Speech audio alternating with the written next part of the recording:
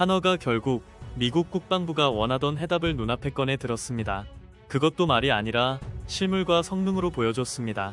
미국이 찾던 것은 단순한 자주포가 아니라 더 빠르게 움직이고 더 빨리 쏘며 더 낮은 유지비로 대량 운용이 가능한 차륜형 155mm 자주포 체계였는데, 한국은 그 요구를 정면으로 파고든 K9MH를 공개하며 판을 뒤흔들었습니다.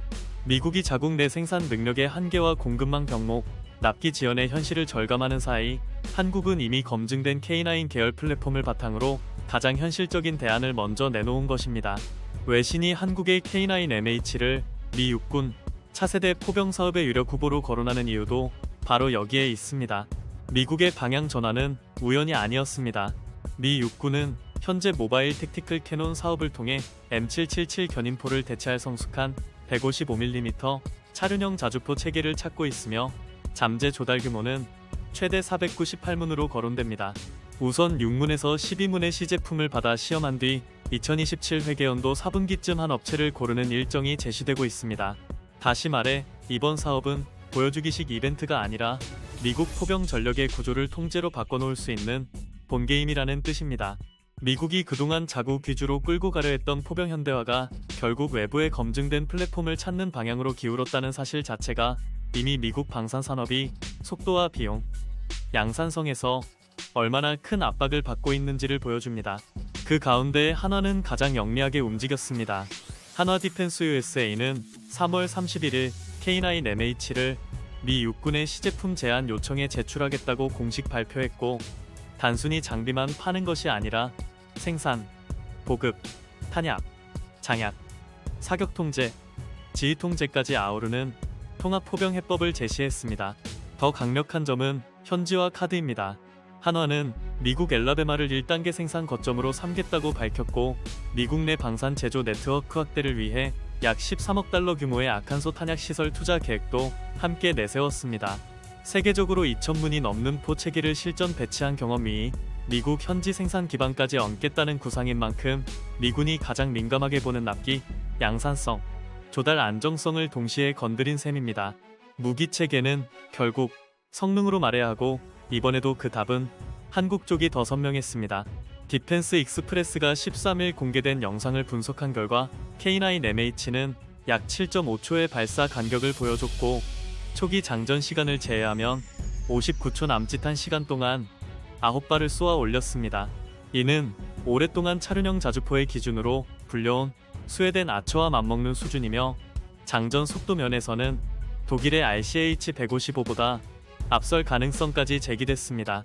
아처가 정지 후 첫 발까지 약 23초, 진지 이탈에 약 34초가 걸리는 반면 K9MH는 각각 20초, 50초로 분석돼 철수 속도에서는 보안 과제가 남았지만 화력, 자동화, 기동성의 균형만 놓고 보면 이미 최상위권 경쟁자로 평가받고 있습니다.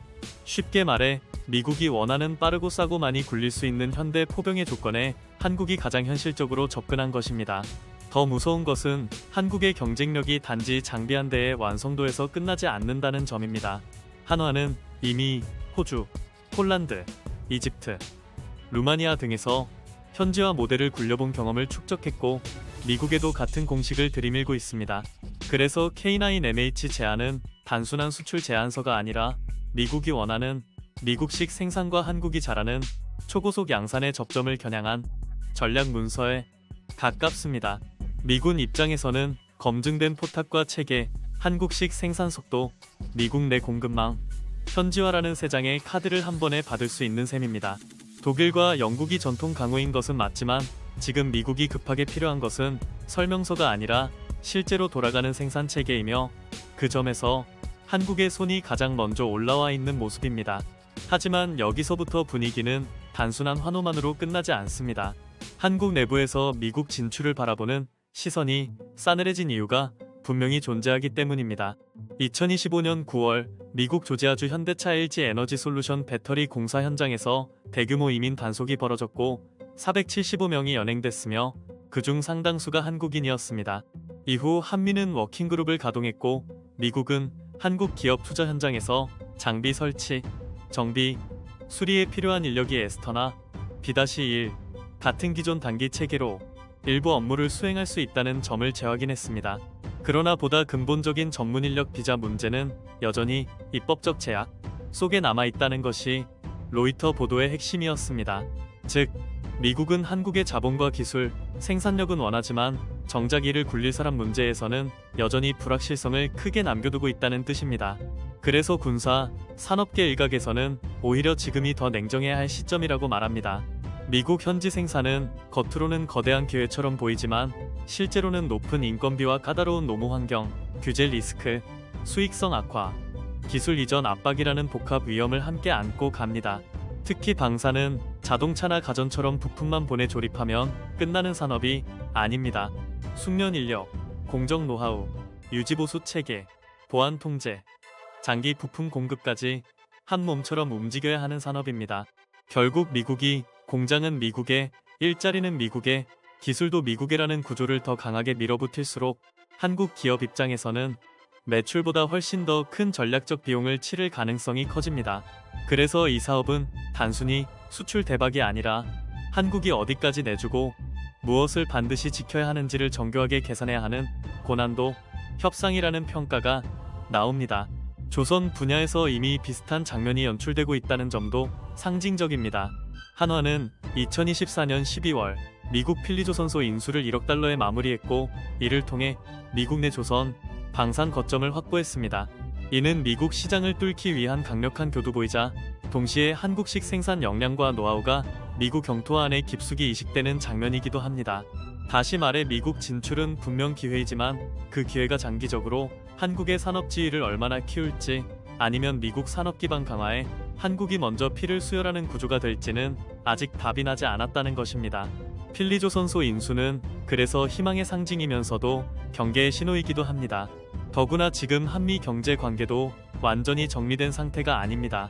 올해 초 보도에 따르면 한미는 상호관세를 25%에서 15%로 낮추는 대신 한국의 대미 투자 3,500억 달러를 축으로 하는 합의를 추진해왔고, 그 안에는 조선, 에너지, 반도체 AI 같은 전략 산업이 포함되어 있습니다. 이런 흐름 속에서 방산까지 미국식 현지화 요구가 한층 강해질 경우 한국으로서는 단순한 사업 수주가 아니라 국가 전략산업 전반의 협상력 문제로 받아들일 수밖에 없습니다.